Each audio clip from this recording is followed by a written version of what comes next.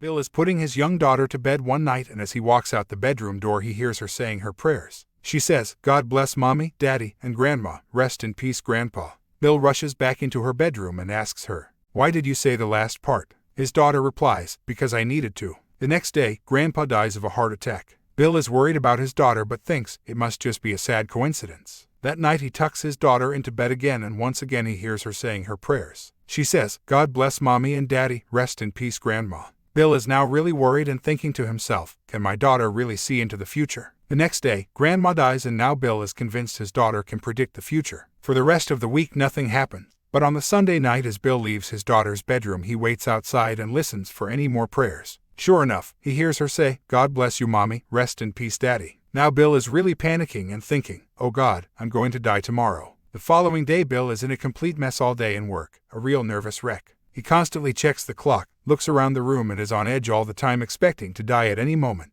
He is so nervous that he doesn't leave the office until it's past midnight. Once it turns midnight, he says to himself with relief, "How is this possible? I should be dead." He goes home and walks into the house to find his wife sitting on the sofa with a scared look on her face. She asks him, "Where have you been? What took you so long?" Bill replies, "Listen, honey, today I haven't had the best of days," and he is just about to tell her what has happened when she starts crying and bursts out, "I saw the mailman die yesterday." Late one night, this guy is speeding down the empty road. A cop sees him go flying past, so chases him and pulls him over. The cop goes up to the car, and when the man rolls down the window, he asks, "Are you aware of how fast you were going, sir?" The man replies, "Yes, I am. I'm trying to escape a robbery I got involved in." The cop looks at him disbelievingly and asks him, "Were you the one being robbed, sir?" The man casually replies, "Oh no, I was the one who committed the robbery. I was escaping." The cop is shocked and surprised that the man has admitted this so freely. He says, "So you're telling me you were speeding and committed a robbery?" "Oh yes," replies the man calmly. "I have all the loot in the back." The cop is now starting to get angry and says, "Sir, I'm afraid you have to come with me," as he reaches into the window to take the car keys out of the ignition. The man shouts, "Don't do that. I'm afraid that you'll find the gun in my glove compartment."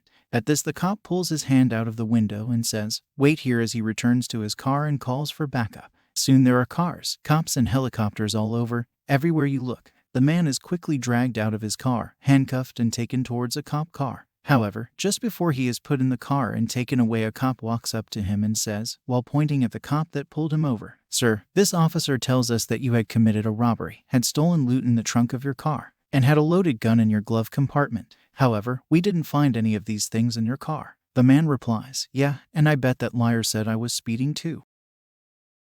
A man who just died is delivered to the mortuary wearing an expensive, expertly tailored black suit. The mortician asks the deceased's wife how she would like the body dressed. He points out that the man does look good in the black suit he is already wearing. The widow, however, says that she always thought her husband looked his best in blue, and that she wants him in a blue suit. She gives the mortician a blank check and says, "I don't care what it costs, but please have my husband in a blue suit for the viewing."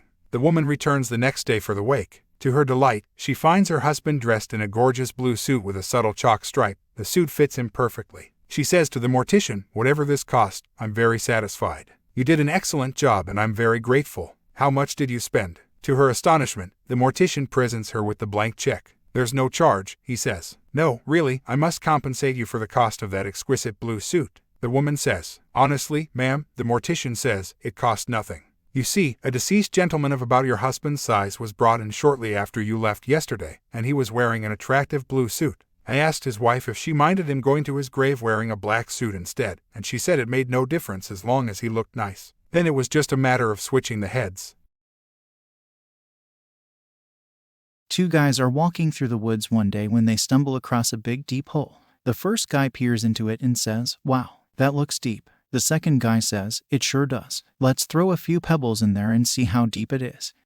We'll be able to tell the depth by how long it is before we hear the noise of the pebbles landing." So they pick up a few pebbles and throw them in and wait. Nothing. There's no noise. The first guy says, "Geez, that is really deep. I know. Let's throw one of these great big rocks down there. Those should make a noise." So they pick up a couple football-sized rocks and toss them into the hole and wait. And wait. Again, nothing. They look at each other in amazement. Then the first guy gets a determined look on his face and says, "Hey, over here in the weeds, there's a railroad tie. Help me carry it over. When we toss that sucker in, it's gotta make some noise." So the two of them drag the heavy tie over to the hole and heave it in. Once again, not a sound comes from the hole. Suddenly, out of the nearby woods, a goat appears, running like the wind. It rushes toward the two men, then right past them, running as fast as its legs will carry it. Suddenly it leaps in the air and into the hole. The two men are astonished with what they've just seen and look at each other in amazement.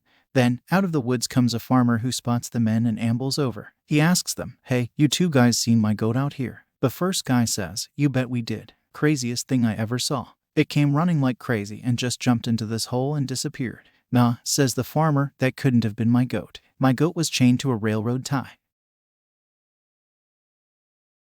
These three guys die together in a tragic accident, and they all go to heaven. When they get there, St. Peter greets them and tells them, "We only have one rule here in heaven. Don't step on the ducks." So, they enter heaven and sure enough, there are ducks all over the place. It's almost impossible not to step on a duck, there's so many, and though they try their utmost to avoid standing on them, the first guy soon accidentally steps on one. St. Peter then appears with the ugliest woman the guy had ever seen. St. Peter chains the woman to the guy and says to him, "Your punishment for stepping on a duck is to spend eternity chained to this ugly woman." The next day, the second guy also accidentally steps on a duck. Once again, St. Peter shows up and with him is another extremely ugly woman. He chains the woman to the second guy saying, "Your punishment for stepping on a duck is to spend eternity chained to this ugly woman." The third guy has observed all this, and as he really doesn't want to be chained to an ugly woman for eternity, he's extremely careful where he steps. Indeed, he manages to go months without stepping on any ducks. One day though, St. Peter appears with the most gorgeous woman the guy has ever laid eyes on. She's tall, curvaceous, tanned, and extremely sexy. Without a word, St. Peter chains the woman to the third guy. The guy happily says to the woman, "I wonder what I did to deserve being chained to you for all eternity." The woman replies, "I don't know about you, but I stepped on a duck."